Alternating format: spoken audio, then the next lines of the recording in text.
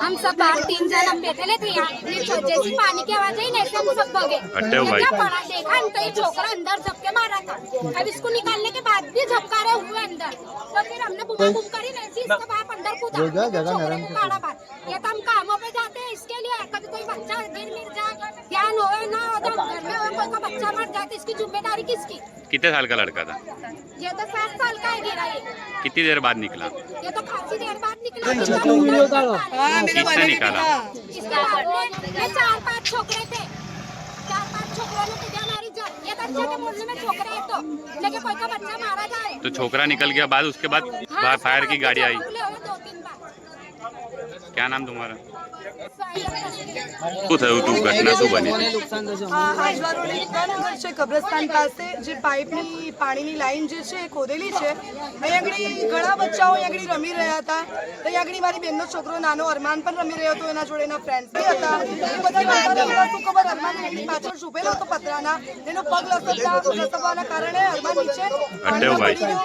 નહીં તે લગભગ 20 ફૂટનો ખાડો છે અંદર. જેવું ખબર પડી એવો છોકરા અંદર કૂદ્યા અને છોકરા અરમાનને કાઢ્યું. હવે શંકા છે અમારા છોકરાઓને કે અંદર અરમાનના જોડે એક છોકરો પણ હતો એવું, પણ ફાયર બ્રિગેડ અમારા છોકરાઓએ જોયું છે પણ કોઈ દેખાયું નથી હજુ સુધી અંદર.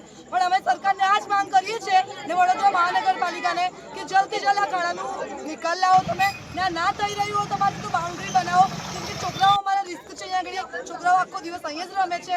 પ્લીઝ તમને વિનંતી છે કે આ બનાવ બીજી વાર ના બને એ કારણે તમે સખ્ત પગલાં ભરો આગળ, ને આગળ કાર્યવાહી કરો.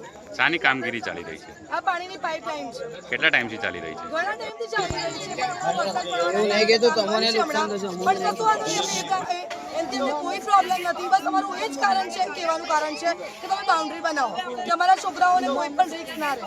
તો હજુ એક છોકરો પડી ગયો છે? હા, એવું અમને હજુ બી શંકા છે કે હજુ એક છોકરો પડ્યો છે. ફાયરની ગાડી આવી? હા, અમે ફાયરની ગાડીને ફોન કર્યું, એના પહેલા તો અમારા મેલાના છોકરાઓ એને બચાવી લીધા છે. ફાયરની ગાડી ક્યાં છે?